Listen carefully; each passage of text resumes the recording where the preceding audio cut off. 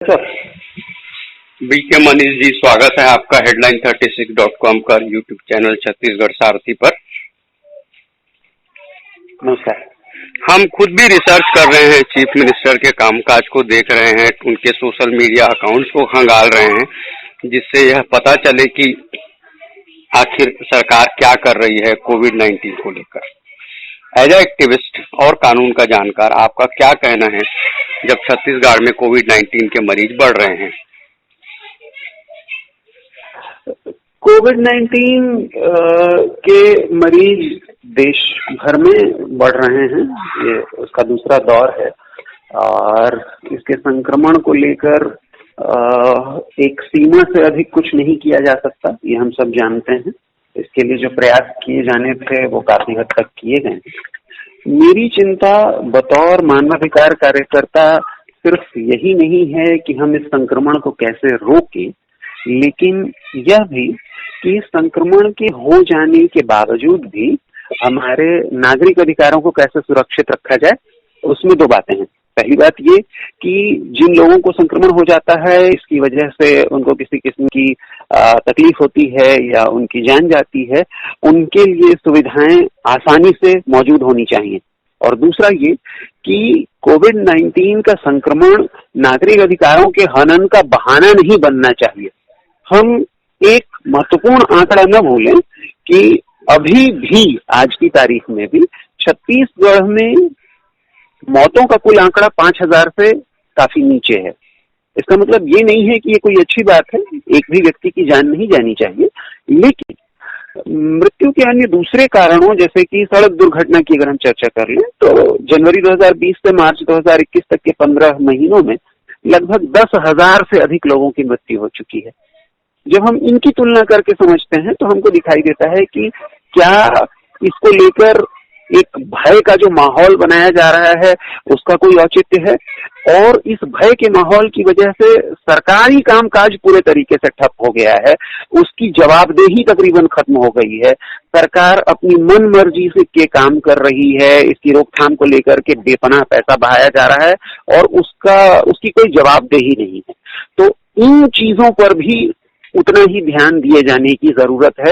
ये नहीं हो सकता कि कोविड-19 का डर दिखाकर हम नागरिकों के अधिकारों को भी तिजोरी में बंद कर दें और सभी तरीके की जवाबदेही से बच जाएं। सेकेंड वेव अचानक आया है ऐसा लगता है आपको? अचानक जैसा तो नहीं है, चूंकि ये अभी भी एक नई चीज ही है जिससे हम अभी भी काफी हद तक जूझ ही रहे हैं। 2002 और 2004 में जब कोरोना वायरस के पहले संस्करण आए थे, उसके बहुत सालों बाद आया है। लेकिन अगर आपको याद हो तो पिछले साल भी गर्मियों में ही ये काफी तेजी से फैला था, जबकि हमारी समझ थी कि चूंकि यह गले और नाक से जुड़ी हुई ज्यादा बड़ी समस्या है, इसलिए ये शायद गर्मियों में कमजोर होगा और सर्दियों में ज्यादा बढ़ेगा। तो जैसे जैसे इस वायरस के अलग अलग पहलू उभर रहे हैं, उसको देखते हुए कभी ना कभी इसकी दूसरी या तीसरी वेव के आने से की संभावना से तो इनकार नहीं किया जा सकता था। छत्तीसगढ़ में सिर्फ ऐसा ही है कि चूंकि 2-1 शहरों को छोड़ दें तो बाहर के राज्यों से बहुत ज्यादा लेना देना अब उतना नहीं दिख रहा था, इसलिए थोड़ी सी आशंका हो सकती है। नहीं तो अगर हम अन्य राज्यों की तुलना में भी देखें तो इसे सिर्फ मतलब जनसंख्या के प्रतिशत की लिहाज से नहीं देखा जा सकता है, कुल संख्या के हिसाब से भी देखना पड़ेगा। 2.5 करोड़ की आबादी है हमारे यहाँ से, बहुत सारे लोग दूसरे राज्यों में जाकर मजदूरी करते हैं, नौकरी करते हैं, आते जाते हैं। छत्तीसगढ़ तकरीबन मध्य का एक राज्य है, मध्य पूर्व का एक राज्य है भारत का, तो काफी रास्ते गुजरते हैं। उस लिहाज से ये संख्या इतनी बड़ी नहीं है। असम चुनाव के लिए राज्य के मुख्यमंत्री को सीनियर पर्यवेक्षक बनाया इंडियन नेशनल कांग्रेस ने। या क्या ये महज इत्तेफाक है कि असम चुनाव निपटने के बाद राज्य के मुख्यमंत्री छत्तीसगढ़ में सक्रिय हुए हैं? इन दिनों ही उन्होंने यह माना है कि यह अचानक से बढ़ा है, ऐसा लगता है आपको कि असम चुनाव के निपटते ही छत्तीसगढ़ में केसेस बढ़े? उसके पहले सारा कुछ कंट्रोल में था। देखिए, ये तो खैर राजनीति की बाध्यता है। वह कांग्रेस के गिने चुने मुख्यमंत्रियों में से एक हैं, उन्हें यह जिम्मेदारी दी ही जानी थी। इससे बहुत अधिक न तो इनकार किया जा सकता है, न शायद इससे बचा जा सकता है। लेकिन इससे ज्यादा बड़ी चिंता यह है कि मुख्यमंत्री और स्वास्थ्य मंत्री के बीच में जिस तरीके का अंतर है और वो बार बार खुल खुल कर सामने आता रहता है, उसका कुछ हल होना चाहिए।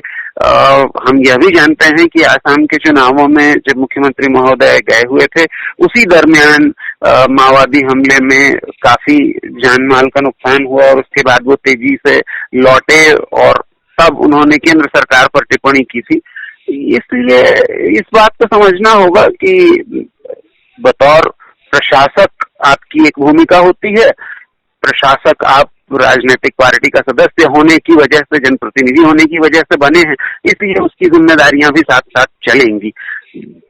दोनों को अलग अलग करके नहीं देखा जा सकता, लेकिन इसमें कोई दो राय नहीं है कि तैयारी और बेहतर होनी चाहिए थी और ईमानदारी और बेहतर होनी चाहिए थी।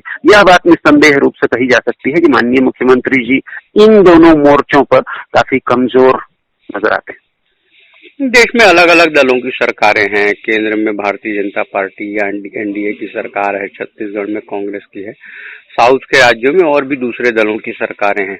यह भी एक वजह है कि अलग अलग दलों की सरकारों की होने के चलते भारत की राजनीति में जो डर्टी पॉलिटिक्स आए दिन दिखाई पड़ता है, उसके चलते भी हालात बिगड़े हैं, ऐसा लगता है क्या आपको? नहीं, जमीन पर जो हालात हैं वह एक बात है और उसको लेकर जो चर्चा हो रही है वह बिल्कुल दूसरी बात है। इसमें कोई दो राय नहीं है कि पिछले दिनों भारत सरकार के स्वास्थ्य मंत्री और विविध राज्यों के स्वास्थ्य मंत्रियों, मुख्यमंत्रियों, मुख्य सचिवों, अन्य सचिवों के बीच जिस तरीके की बातें हुई हैं प्रशासनिक तौर पर और सार्वजनिक मंचों पर, वह स्वस्थ परंपरा नहीं दिखाती हैं। वह एक महामारी से लड़ने की अच्छी तैयारी भी नहीं दिखाती हैं। वैक्सीन कितनी लाभकारी है, किस तरीके से उसकी उपलब्धता होगी, किस तरीके से उसे दिया जाना है, ये सारे मामले इस तरीके के कड़वे विवाद का विषय तो कम से कम नहीं होने चाहिए थे। ये स्वाभाविक बात है। लेकिन अगर हम इस बात को दरकिनार भी कर दें कि केंद्र शासन सिर्फ उन्हीं राज्यों की अधिक आलोचना कर रहा है जहां की उससे इतर किसी अन्य पार्टी की सरकार है, तो भी यह न भूलें कि भाजपा शासित राज्यों की अपनी स्थिति भी कोई बहुत अच्छी नहीं है। और इस लिहाज से पार्टियों की सरकार, किस पार्टी की सरकार किस राज्य में है, इस आधार पर तो बात करना बहुत ही दुर्भाग्यजनक है और यह दिखाता है कि भारतीय राजनीति अभी भी कितनी उथली है और ऐसे गंभीर विषय में जिसमें कि अर्थव्यवस्था को और नागरिक अधिकारों दोनों को बहुत अधिक धक्का पहुंचाया है, उस पर अभी भी हम गंभीरता से बात करने के लिए और काम करने के लिए तैयार नहीं है। ये जिम्मेदारी निश्चित रूप से राज्यों के मुख्यमंत्रियों की है, लेकिन प्रधानमंत्री देश का बड़ा मुखिया होता है, इसलिए यदि मुख्यमंत्रियों के साथ समन्वय नहीं है, इसकी भी बड़ी जिम्मेदारी माननीय प्रधानमंत्री जी को ही लेनी पड़ेगी। इसमें कोई दो राय नहीं। आप बात कर रहे थे छत्तीसगढ़ सारथी से, आपने समय दिया, सवालों के जवाब दिए। बीके मनीष साहब, आपका बहुत बहुत धन्यवाद। जी धन्यवाद।